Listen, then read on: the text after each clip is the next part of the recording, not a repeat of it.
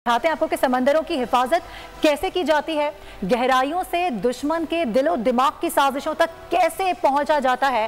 पाक बहरिया के कमांडर्स ने, साथी एंकर हमारे हैं शर्जील अरशद, उनके साथ खुसूसी मुलाकात की है, कुछ दिखाया है, बताया है क्या कुछ होने जा रहा है, आपको दिखाते हैं। अस्सलाम वालेकुम नाज़रीन, मैं हूं शर्जील अरशद और आज हम आपको दिखाएंगे कि पाकिस्तान बहरिया के कमांडोज किस तरह तरबियत हासिल करते हैं। ये वो जवान हैं जो समंदर की गहराई से लेके दुश्मन के दिल तक रसाई रखते हैं। इनके अज़्म और हौसले की क्या मिसाल है, ये किस तरीके से मुल्क के दिफा के लिए हमेशा तैयार रहते हैं, इन मनाजिर को आज हम करीब से दिखाएंगे। हमारे साथ रहिए। फौलाद जैसे अज़्म और बिजली जैसी तेजी से दौड़ते ये जवान सुबह की पहली किरण के साथ उतरते हैं। पुशअप्स के ताकतवर गूंज और हर कदम पर अफसरान का जोश बढ़ाता हुआ हुक्म। ये हैं वो मर्दे मैदान जो वक्त मुकाबला करते हैं।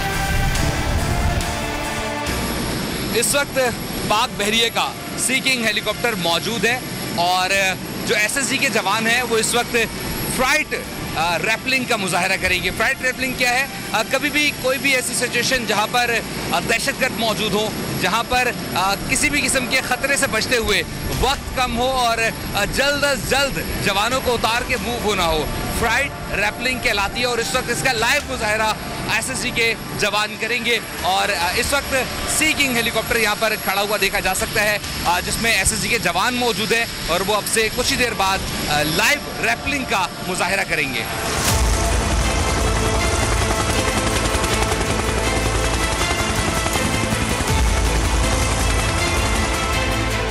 रैपलिंग एक जुर्रतमंदाना तकनीक है जिसमें कमांडोज और माहिरीन रस्सी के सहारे बुलंदियों से दुश्मन पर हैबत तारी करते हुए नीचे उतरते हैं। ये जवान किसी भी मकाम पर किसी भी तरह के हालात में दुश्मन का मुकाबला करते हैं। सिर्फ चंद सेकंड्स में ही दुश्मन के नापाक अज़ाइम को खाक में मिलाने का हुनर ये खूब जानते हैं। हवा में होवर करते हुए हेलीकॉप्टर से चंद सेकंड्स में उतर के मैदान में अपनी गिरफ्त मजबूत कर लेते हैं।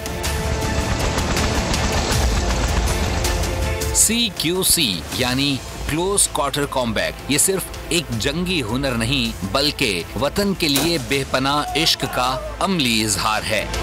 इस तरबियत का हर लम्हा एक नया सबक सिखाता है। ये तरबियत एक मकसद, एक अज़्म को जला बख्शती है। जब मैदान जंग में फासला मिट जाता है, दुश्मन की आंखों में आंखें डालनी पड़ती है, तब CQC की ये तरबियत अपने हकीकी जौहर को जाहिर करती है।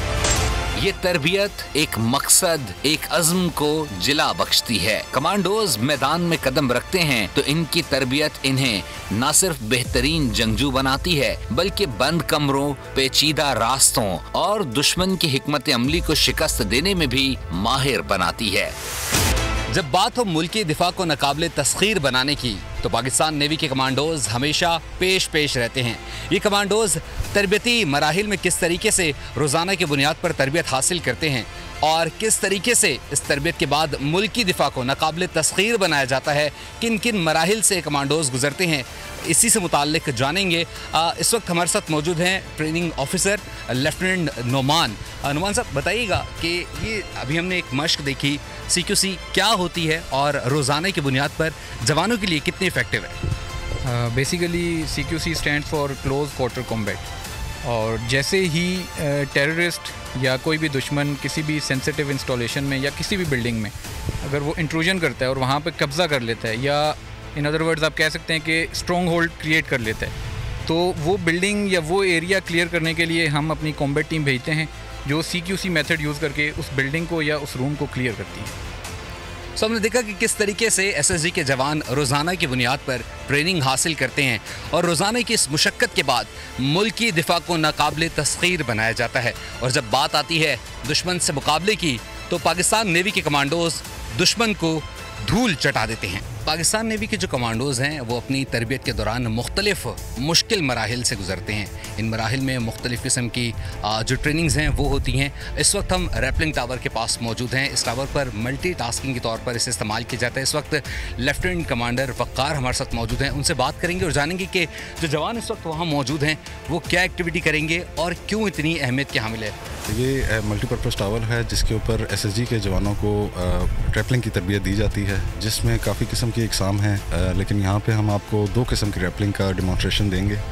एक है सीट रैपलिंग, जिसमें नॉर्मल जिस तरह बंदा बैठा हुआ होता है उस पोजीशन में ये ऊपर से नीचे आएंगे, और दूसरी है लिजर्ड रैपलिंग जिसमें फेस डाउन होगा और उस पोजीशन में ये नीचे अपनी टारगेट की तरफ बढ़ेंगे। नॉर्मली रैपलिंग जो है वो यूज़ वहाँ पे उन जगहों पर की जाती है जहाँ पे आपको कोई मल्टी स्टोरी बिल्डिंग है और उसको टेररिस्ट ने अपने कब्ज़े में किया हुआ है और उसको आपने क्लियर करवाना है, और स्पेशली जिसमें अप्रोच की जो पोजीशन है वो भी फ्रॉम रूफ़ जो है वो ज़्यादा बेहतर है। तो रूफ़ से जब आपने नीचे की तरफ आना है उसमें ये तरीका यूज़ होता है रैपलिंग का। सीट रैपलिंग नॉर्मली उस जगह पे की जा रही होती है जहाँ पे जिस जगह पे आप एंटर हो रहे हैं थ्रेट अगर कम है तो सीट रैपलिंग पे, लेकिन अगर हॉट एरिया है और आपको ये भी पता है कि आगे टेररिस्ट जो भी है वो फायर भी कर सकता है, तो उसमें फिर ये लिजर्ड रैपलिंग जो है वो यूज़ होती है। पहाड़ की बुलंदियों पर SSG की रैपलिंग टेक्निक एक जबरदस्त मजहर है।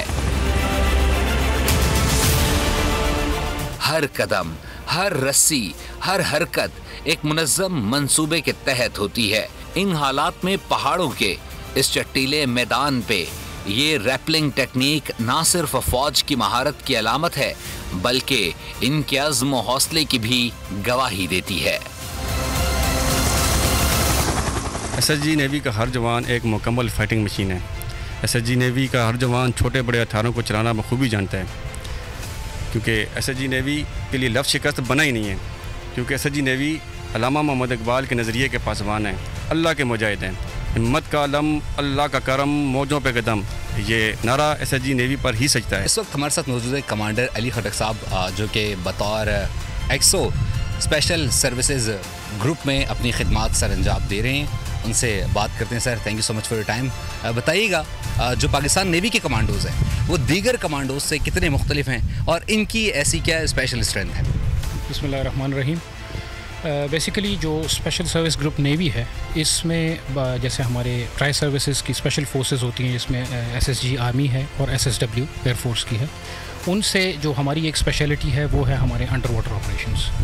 स्पेशल सर्विस ग्रुप नेवी को ये एजाज़ हासिल है कि हम चारों डायमेंशंस ऑफ कॉम्बैट की, जिसमें कि एयर, लैंड, सरफेस और सब सरफेस, उसमें हमारी स्पेशलिटी मौजूद है कि जिसमें प्राइमरीली हम स्पेशलाइज़ करते हैं विद इन सब सरफेस डोमेन। साथ ही साथ जिस तरह से हमारे मुल्क के हालात चल रहे हैं तो we are also maintaining counter terrorism, anti terrorism and hostage rescue operations as well. Sir, अब तक का जो SSG नेवी का सबसे मुश्किल मिशन रहा हो, कोई ऐसी यादगार मोमेंट हो जो शेयर करना चाहिए? स्पेशल सर्विस ग्रुप को ये एजाज़ हासिल है कि हमारे चूँकि ऑपरेशनल डोमेन ही डिफरेंट है एट सी, जो कि एक अननेचुरल एनवायरनमेंट है, तो हमारे सारे majority of operations out at sea ही होते हैं, जो कि एक बज़ाते ख़ुद ही उसमें एक इनफरादियत है और वो उसमें मुश्किलात काफ़ी ज़्यादा होती हैं। लिहाजा हमारे सारे ऑपरेशंस ही उसी में शामिल हैं, जिसमें कि हमने मिजेट को, हमारी जो एक सबमरीन थी, उसको रेस्क्यू किया हुआ है, जो कि एक रिकॉर्ड है और वो अभी भी सर्विस में मौजूद है। इसके अलावा हमारे मुतअद्दिद काउंटर टेररिस्ट और एंटी टेररिस्ट ऑपरेशंस शामिल हैं। सर, ये बताइए कि जो पाकिस्तान नेवी के कमांडोज़ हैं वो किन किन मुश्किल मराहिल से गुजरते हैं और क्या परसेंटेज रहती है, अगर बात की जाए कितने क्वालिफाई कर सकते हैं इस तमाम तर टफ एग्ज़ाम के बाद? जैसा कि आपको मैंने बताया कि स्पेशल सर्विस ग्रुप नेवी की स्पेशलिटी सी में है, पानी में है, तो उसके लिए ऑब्वियसली जब वो अननेचुरल इन्वायरमेंट होती है तो दैट हमें वो डिस्टिंक्ट करती है, और ट्रेनिंग में भी वो सबसे ही एक मुश्किल पार्ट होता है। बेसिकली हम अपना एक नेवी सील कोर्स करते हैं सबसे पहले, जिसमें कि स्टार्ट से स्विमिंग, डाइविंग, कॉम्बैट डाइविंग, ये ऑपरेशन सिखाए जाते हैं। उसके बाद लैंड बेस्ड ट्रेनिंग होती है और फिर एयरबॉर्न ट्रेनिंग होती है। ये ट्रेनिंग कंप्लीट करने के बाद हम अपने जो SSG आर्मी के काउंटर पार्ट्स हैं उनके साथ ऑफिसर्स जो होते हैं वो ऑफिसर्स एडवांस कमांडो कोर्स करते हैं, और जो हमारे सिपाही होते हैं वो सोल्जर्स बेसिक कमांडो कोर्स करते हैं। तो हमारे पास अल्हम्दुलिल्लाह उस ट्रेनिंग में दोनों किस्म की ट्रेनिंग्स शामिल होती हैं। लेकिन जैसा कि आपने कहा कि कितनी मुश्किलात का सामना होता है, तो वो चूँकि जो हमारी पानी की ट्रेनिंग होती है उसमें काफ़ी हमारा ड्रॉप आउट रेशो होता है, जो कि ऑलमोस्ट जो क्वालिफाई करते हैं वो हार्डली 30 to 40% करते हैं। तो ये बताइएगा, जो 30 to 40% क्वालिफाई करते हैं किन मुश्किल मराहिल से गुजरते हैं? यूजुअली कहाँ पर हैंड्स ऑफ कर दिए जाते हैं, कहाँ पर थक हार के जो दीगर जो जवान हैं जो ज्वाइन करना चाहते हैं वो इस सर्विस को नहीं करते? बेसिकली स्पेशल सर्विस ग्रुप अल्हम्दुलिल्लाह एक प्रेस्टिजियस सर्विस इसलिए है कि इसके लिए सिर्फ वॉलंटियर करना भी काफ़ी हिम्मत उसके लिए दरकार होती है। वॉलंटियर करने के बाद इस कोर्स को डिज़ाइन ही ऐसा किया गया है कि इसमें फ़िज़िकल तो है ही है, साथ में मेंटल टफनेस पे बहुत ज़्यादा इन्हिसार किया जाता है, क्योंकि एक कमांडो ने जो ऑपरेशन करने होते हैं उसमें उसने काफ़ी जहनी तनाव से गुजरना होता है। इसलिए जो मेंटल टफनेस रिक्वायर्ड होती है एक स्पेशल ऑपरेटर में, उसको डेवलप करने के लिए काफ़ी टफ ट्रेनिंग होती है। डिफेंस डे के मौके पर आप दुश्मन को क्या मैसेज देंगे जो सोच के बैठा है नुकसान पहुंचाने का?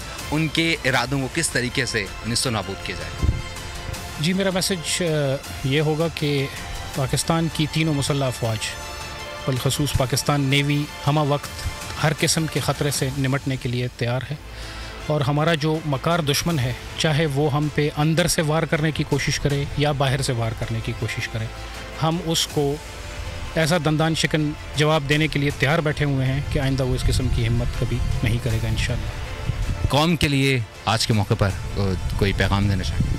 कौम के लिए यही पैगाम है कि आर्म फोर्सेस ऑफ पाकिस्तान उनकी ही फोर्सेस हैं, उनकी खिदमत के लिए और उनके तहफ़्फ़ुज़ के लिए हैं।